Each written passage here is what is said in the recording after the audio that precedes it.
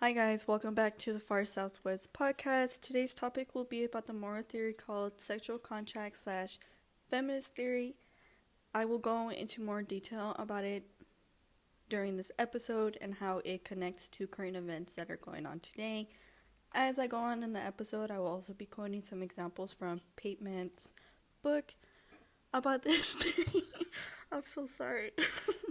I also have something really special for you guys. I have a special guest today who is my older sister, Naili, who's the one who's laughing in the back. Just a quick disclaimer about this podcast is solely for educational purposes and it's used for my school assignments. So, Naili, do you know what this moral theory is, or like any of the philosophers like Aristotle or like Plato?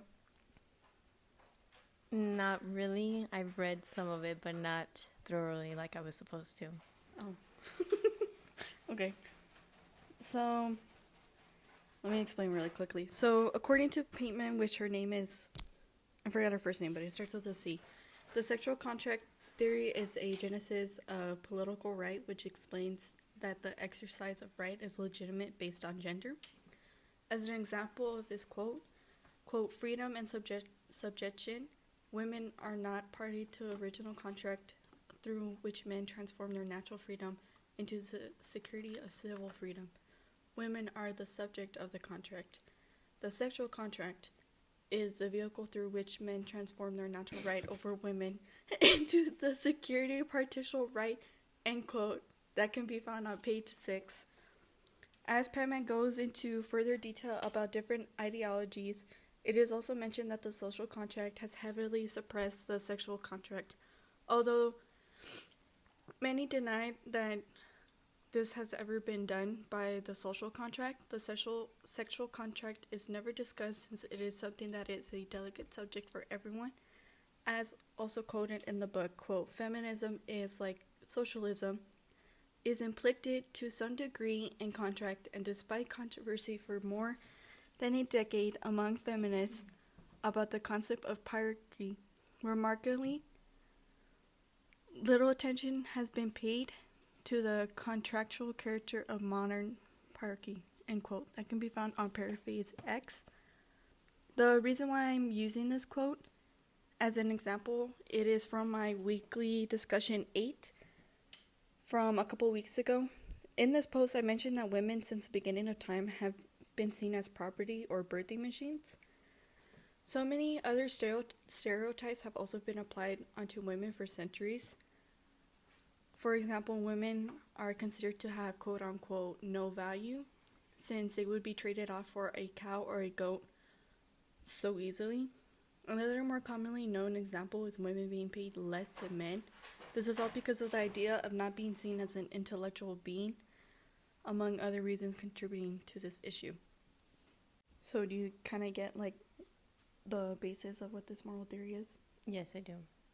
Okay, so before I get into the current events, I have listed 2 of the sources that I used in the description.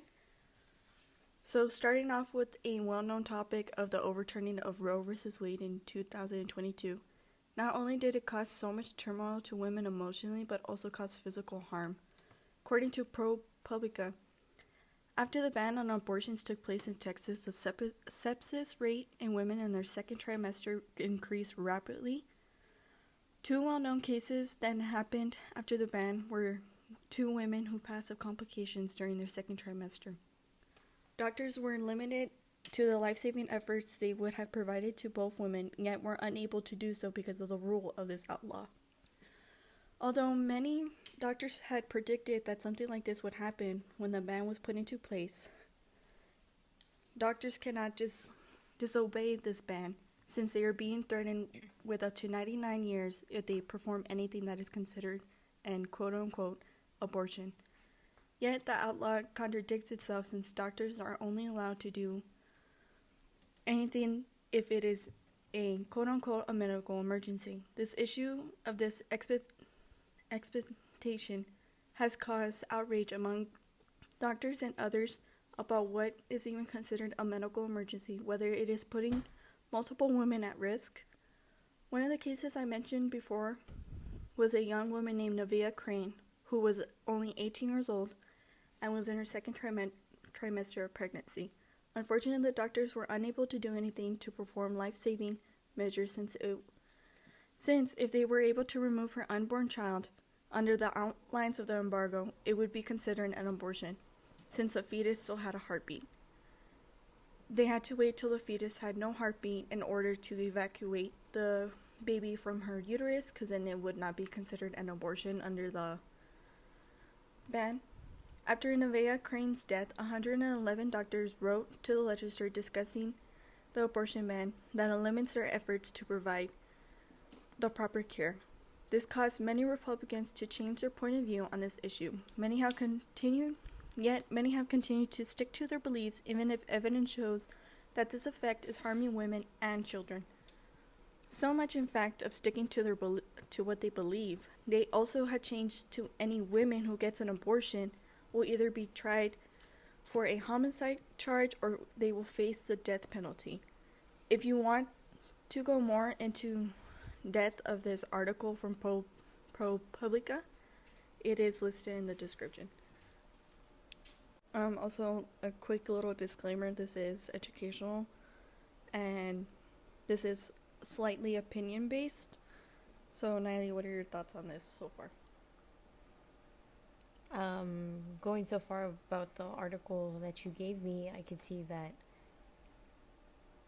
it's not just the state of Texas that can be unfair like this towards any woman or even any females in general, whether the age group, because it not just only happens to adults, but it can also happen to children as well.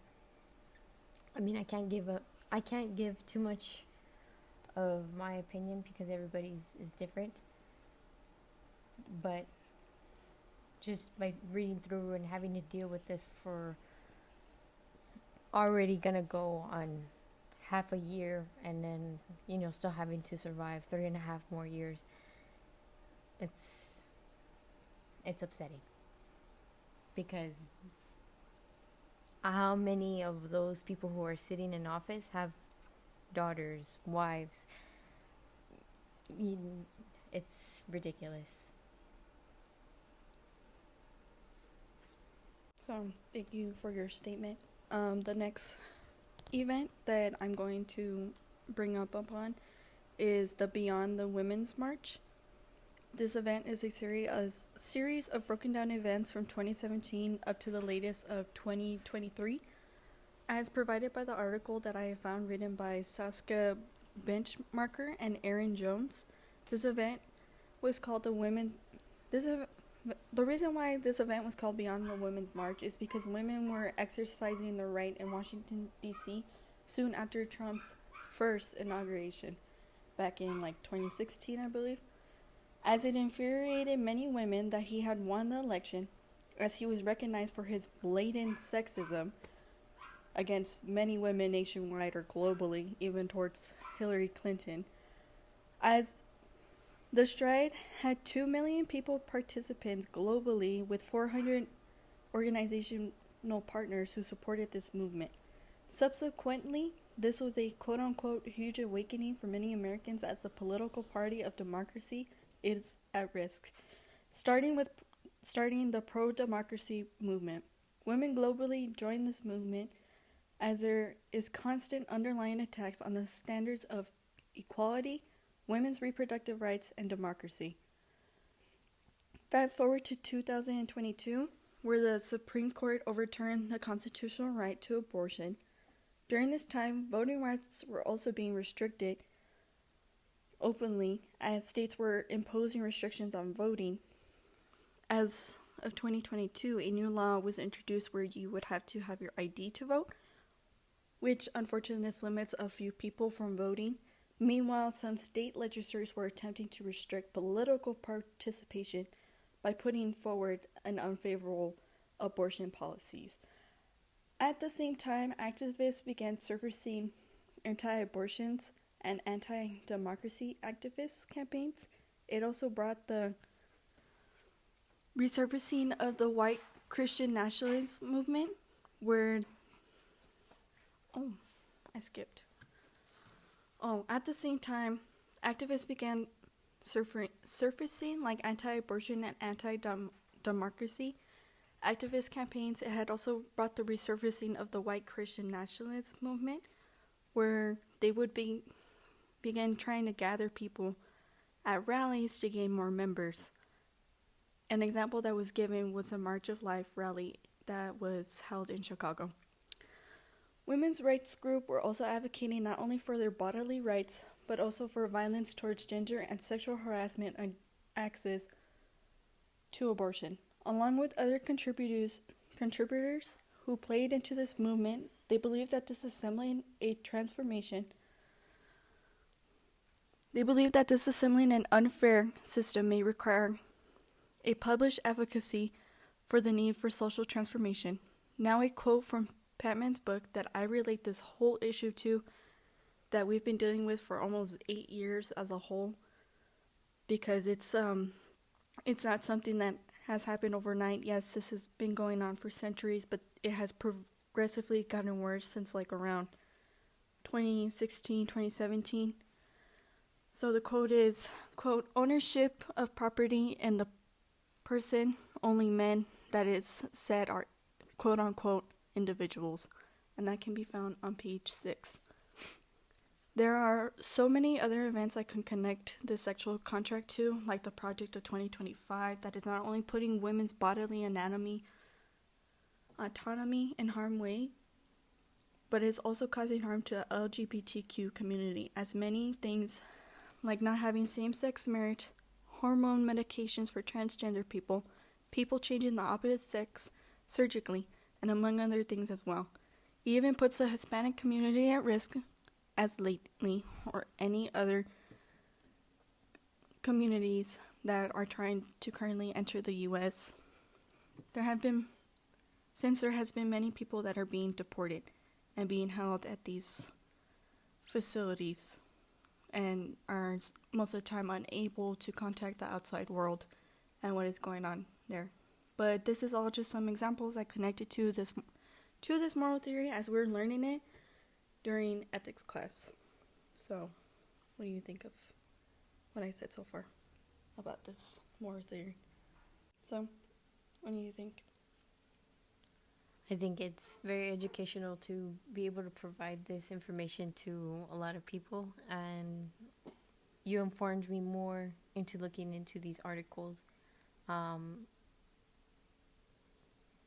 It's got my attention to be able to read these articles that you provided with, and having that sense of information, of being able to spread awareness and make other people understand of what we're living in currently right now and how it could progressively get worse. So, this is now the end of the episode. I hope you all learned something new from this moral theory, because I sure did the entire semester of learning and somewhat understanding of all the different moral theories. Thank you guys so much for your guys' patience and with us laughing and like all that. We're both pretty tired and my sister just got off night shift. But have a good day and thank you for listening. Bye. Bye. Also, with the sources in the description, I cannot provide the Patman's book because the sources that I got it was from a school like platform, and I'm not sure how to download that and be able to list it on there. But if you Google it under sexual contract theory for book by Carol Patman, I think you can get a free download of it, or you can get a PDF of it. I highly recommend it. I really liked this moral theory. Not that the other moral theories weren't unfavorable, I just related to this one a little bit more, and it was more eye-opening for me personally. And there was more examples that I wanted to bring up during class, but I was just kind of scared of starting something bad, and I didn't want to upset others based on their beliefs. But it was just really nice to relate to a moral theory that I felt really comfortable with. But, apologize. My